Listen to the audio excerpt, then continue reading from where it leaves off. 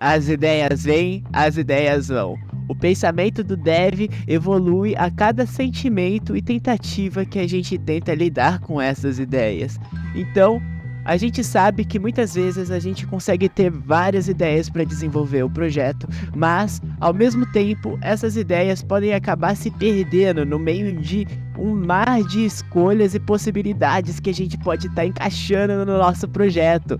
Então, hoje eu vim aqui conversar um pouco com vocês, trocar uma ideia, porque faz uma semana que eu comecei o desenvolvimento desse meu pequeno projeto aqui, e eu vou contar para você como foi esse desenvolvimento dessa uma semana e algumas etapas que é interessante a gente lidar quando a gente está começando o jogo. Muito obrigado pela companhia de todos vocês. Quem puder fortalecer esse humilde canalzinho, deixa o seu like, se inscreve e bora pro conteúdo!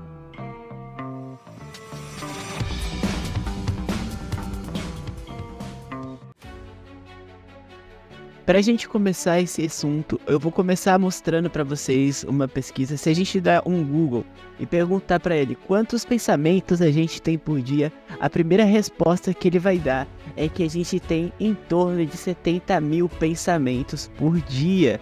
E, rapaziada, 70 mil pensamentos por dia são tantas ideias e em torno de 80 a 90% desses pensamentos podem ser inúteis. Então, muitas vezes a gente fala que a gente tem várias ideias para vários ótimos projetos, mas o como a gente enquadra essa categoria de como a gente consegue utilizar uma ideia para a gente estar conseguindo dar desenvolvimento para o nosso projeto. Uma ideia parte a partir de uma direção, não só de um contexto de gameplay para nós desenvolvedores, mas no contexto que abrange e faz um sentido para nossa vida, com alguma experiência, com alguma emoção, com algo que conecte você, desenvolvedor, com seu jogo. Então, esse é o primeiro ponto, a identificação. O segundo ponto é a gente conseguir entender o como e o quão grande é esse suposta ideia, para conseguir tentar validar essa ideia da mínima maneira possível. Por isso que existe o termo MVP, Minimum Product Viable, mínimo produto viável. Então, rapaziada, o que a gente acontece? Essa ideia flui e permanece no meio do nosso subconsciente diversas e diversas vezes. É uma ideia que não desgruda da sua cabeça, um sentimento que te faz acordar pensando nela, e quando você dorme, você tá sonhando com ela, você não consegue parar de imaginar essa ideia. Mas muitas vezes isso não basta, por mais que o caminho muitas vezes possa ser pequeno ou longo de acordo com o tamanho do seu projeto. Então, como que a gente faz para conseguir estruturar e alavancar essas ideias? A gente, primeiramente, independente do tamanho do nosso projeto, a gente tem que estruturá-la em etapas. Dividir em etapas é uma fase muito importante, porque se você for tentar perceber as metas de suas ideias e de suas conquistas de forma grande, muitas vezes a gente idealiza um escopo de uma maneira. Esse escopo é desenvolvido e tenta ser atingido ao máximo possível com a nossa ideia. Mas muitas vezes isso não acontece. Às vezes a gente tem que quebrar a cabeça noites, horas e horas para tentar resolver, ou até mesmo quando já tá certo e teve alguma atualização no Unreal e a gente tem que caçar o novo nome. Então, muitas vezes isso faz com que o que a gente almeja possa ser diferente do que a gente alcance. Isso é uma ideia importante, que a gente tem que saber mesclar e identificar o quão perto pode se tornar isso da nossa realidade, da sua realidade, da sua equipe, da sua produção, do seu conhecimento. E essa busca para atingir esse resultado final é um caminho constante de aprendizado e evolução, porque a evolução vem junto com a fricção. A gente tem que estar tentando quebrar esse sentido de algo que é fácil, porque não é fácil. A gente vai passar muitas horas tentando resolver problemas e às vezes pode estar acontecendo, às vezes pode estar fluindo melhor, mas essa fricção em falar, pô, agora eu tenho que fazer um sistema de inventário, como que eu vou conseguir chegar nesse resultado? Faz com que a gente não só busque pelo primeiro link que tá ali, mas também a gente vá mais a fundo, tentando ler as documentações, tentando entender, entrar no fórum do Reddit, porque muitas vezes a gente pode estar procurando por coisas que a gente mesmo consegue fazer, e a gente se subestima por achar que não dá para fazer. Mas se você ir a fundo e tentar aprender, você vai conseguir fazer. Então, tudo isso foi um passo inicial importante para mim conseguir decidir para que caminho eu ia traçar. Então, a gente começou fazendo com o quê? Muitos projetos eu já comecei fazendo, eu sou mais da área do level design, de arquitetura, faz 8 anos que eu faço 3D de arquitetura, mas só que faz 4 anos que eu comecei o desenvolvimento com programação, com Unreal. Então, a primeira coisa que eu já tentei fazer é vários cenários, várias HUDs e começar com isso, pela minha percepção, nunca é a primeira e a melhor opção, por experiência própria. Comecei traçando o sistema já direto do combate, fazendo vários sistemas de combate pro nosso personagem, e também esse não foi a minha primeira solução. Foram projetos que eu dediquei muito tempo, muito esforço, que foram bons para aprender o que eu aprendi até hoje, mas que eu acredito que não seja o melhor caminho a se traçar. Então, dessa vez, eu comecei com o sistema de status e dano tropa. A gente conseguiu fazer a implementação de um sistema integrado de status e dano de maneira muito modular, que a gente consegue aplicar não só nesse projeto, mas em futuros projetos. A gente consegue aplicar a vida, a fome, a experiência do personagem, o sono, a água, a estamina. E esses elementos são elementos que podem ou não estar dentro do desenvolvimento de muitas possibilidades de jogo. Então, organizando essa base, a partir desses status, eu comecei a mexer com inteligência artificial. Um jogo com muitas funções, mas sem interação, não é um jogo legal, sabe? Então, pelo meu contexto passado, por eu ter feito a mecânica de personagens de combate primeiro, antes de fazer a inteligência artificial, eu senti que tava muito cru o jogo, sabe? Por mais que tava legal a mecânica, o combate. Então, a segunda etapa desse projeto, o que eu fiz foi focar na parte de inteligência artificial, para conseguir trazer um pouco o fluido de como vai ser essa ideia. A gente conseguiu organizar diferentes 4 tipos de inteligência artificial, sendo ela uma de mago, uma de animal, que seria os lobos, né, quadrúpedes, uma de guerreiro e outra de arqueiro. Essas 4 inteligências artificiais, ela tem operações dinâmicas em Behavior Tree, e cada uma delas age de diferente forma. Isso é uma coisa muito interessante. A gente se aprofundou nesse estudo da inteligência artificial, e cada IA a gente quis dar uma característica, onde, por exemplo, o guerreiro ele consegue... Deixa eu jogar ele um pouquinho pra cá.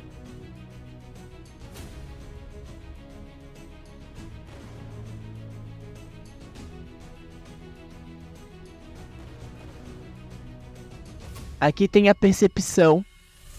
E a gente consegue fazer... O guerreiro foi lá fora. A partir do que a gente anda, ele gera pontos de reconhecimento para ser o ideal ponto para minha inteligência artificial se movimentar. Isso daqui é um negócio muito interessante, feito com Icky West. Então, rapaziada, ó, agora vai, ó. Ele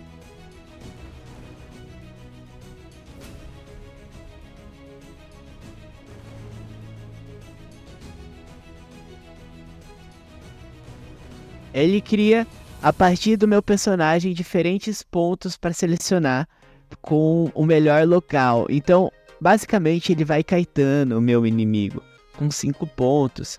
Uma coisa diferente, mas semelhante com o arqueiro. Ele consegue fazer isso, mas só que com um range muito maior. E além de usar 5 pontos, ele foi usado um grid. Esse grid, rapaziada, ele consegue detectar não só aonde o personagem tá ou não visível, porque se o nosso inimigo não estiver visível,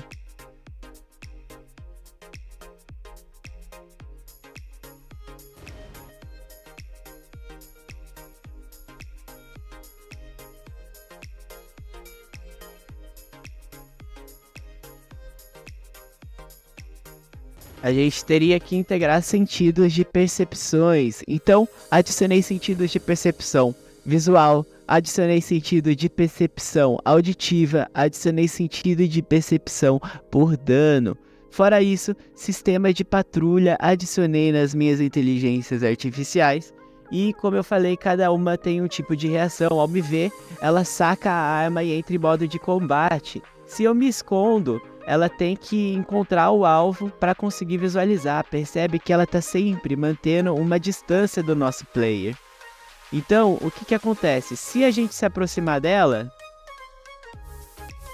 ó, ela tenta manter o máximo de distância possível até chegar num certo ponto, né? No ponto de ataque. Eu me aproximei e ela vai kitando o meu inimigo. Fora isso, se eu me escondo, ela tem que estar me encontrando para conseguir continuar e executar, sempre mantendo uma distância mínima de segurança. Outra coisa interessante que eu adicionei é, se eu deixo essa inteligência artificial com pouca vida, ela recua para um ponto seguro, faz uma cura durante determinado tempo, e quando chega em 30% de vida, ela volta para o modo de ataque. Isso eu achei muito legal. Os lobos também estão com esse sistema, porque quando ele tiver percebendo a morte, ele vai começar a sair correndo, tá ligado? O instinto animal, sabe?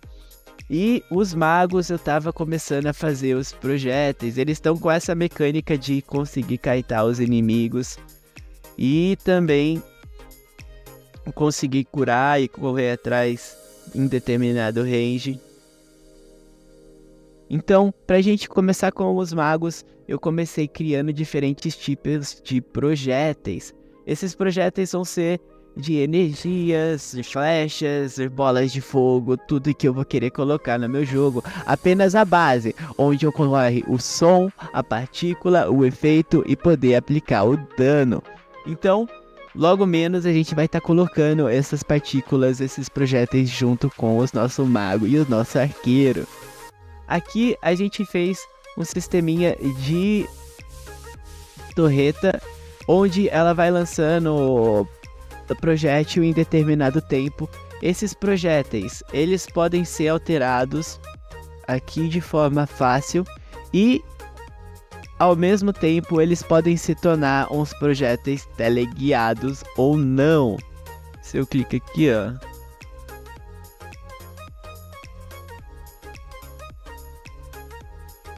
a gente consegue alterar a velocidade. Aqui, ó, Spawning.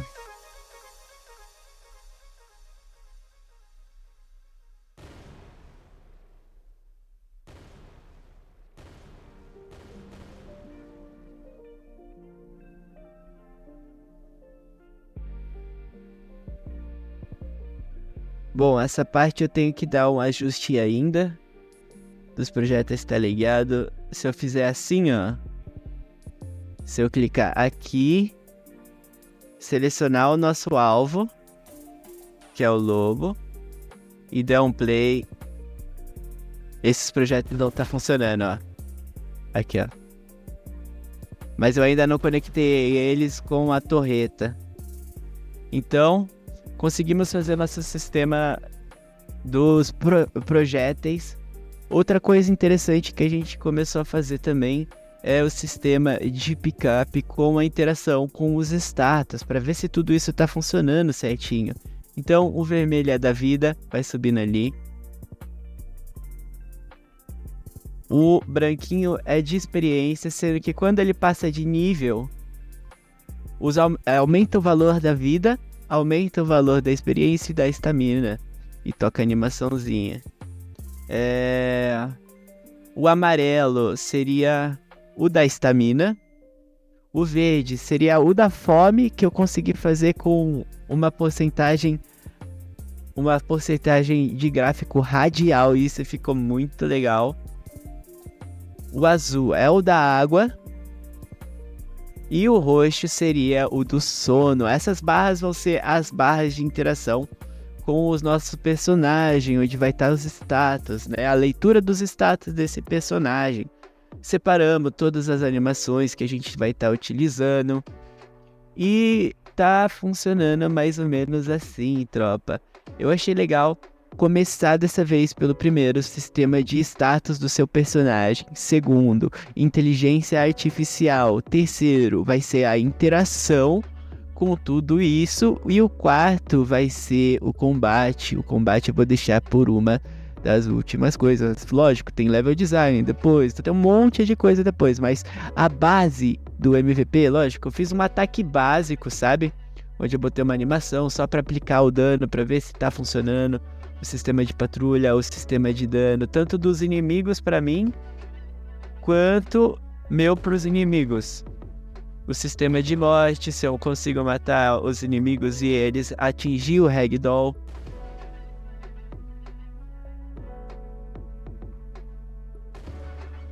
Aí aplicou o Ragdoll certinho. Então, tudo isso foi pra gente conseguir ter uma visão do que a gente tá querendo alcançar, não só nesse projeto, mas para futuros projetos. Essa é uma base que a gente tá criando.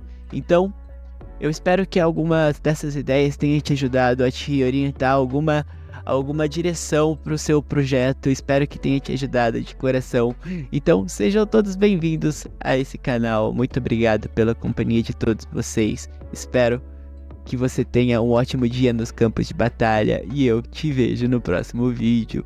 Valeu, falou!